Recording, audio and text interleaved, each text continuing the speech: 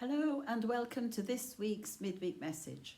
I'm Freda Pitfield and I'm from the Golden Cat team. What a wonderful gift is our imagination. We all possess it. We may think we haven't any, but we do, and we use it all the time. It's an amazing and a necessary gift from God. How would our world evolve without it? And wouldn't life be very dull if no one possessed imagination? I used to feel intrigued by this line in the Magnificat that says God has scattered the proud in the imagination of their hearts.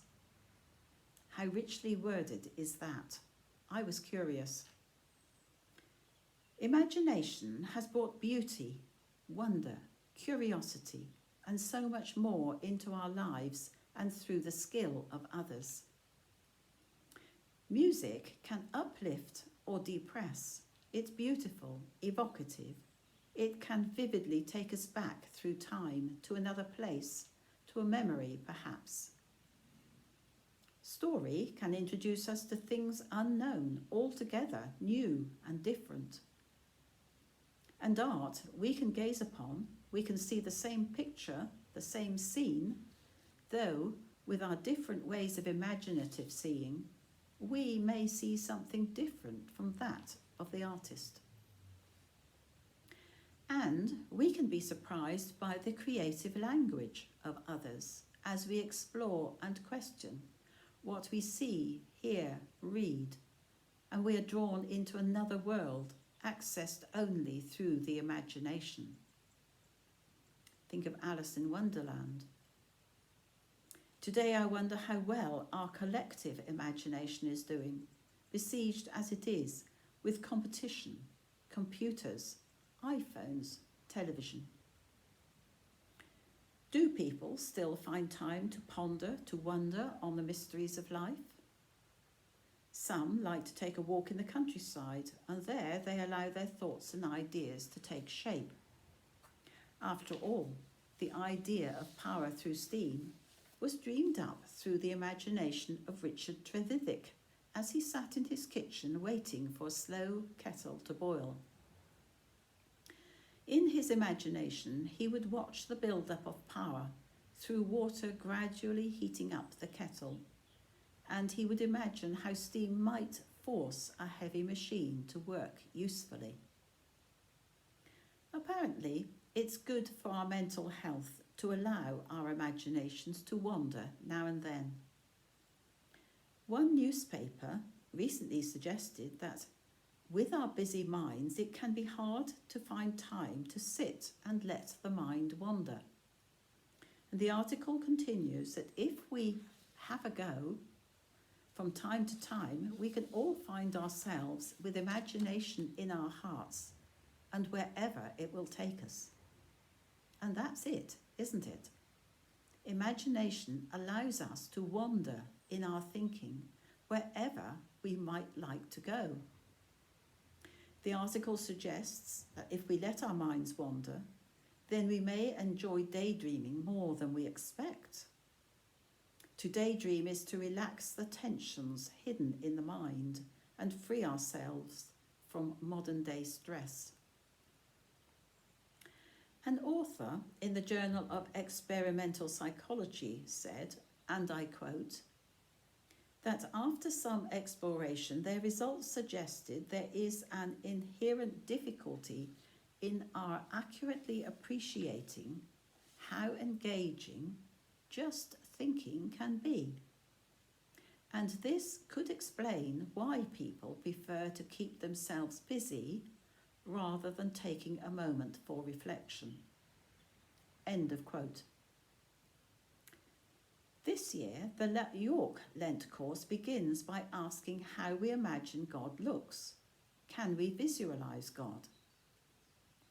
Well, we're made in the image of God, so there's food for thought. And there's much in the Bible telling us about God. He did, after all, create all that exists and all that we see and know of today. He created every intricate flower.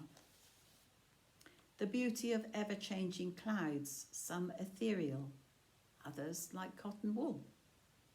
And then there are innumerable living things of all shapes, designs and colours. All of this and everything that exists in all its various beauty would not be possible without imagination, inspiration. Jesus spoke through parables, stories, to illustrate what he wanted everyone to know. And parables and stories need our imagination, and then we can imagine the scene or situation of the players in the parable as Jesus saw it. Maybe a parable, the earthly story with a heavenly meaning, maybe it can make us feel unsettled, or it can fill us with curiosity, or we can wonder what, why, when, or we can be perplexed sometimes. Does this parable story apply to me? And then we find ourselves exploring new and even difficult ideas, often uncomfortable, perhaps even throwing a different light on a situation which changes our usual, more comfortable way of looking at life. There are the parables of Mary and Martha, or the prodigal son.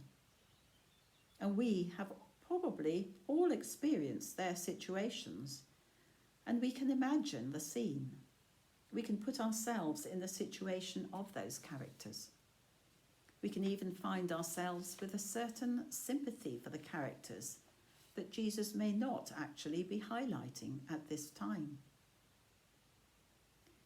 In our imaginations, we can argue with sympathy on behalf of Martha or the older brother.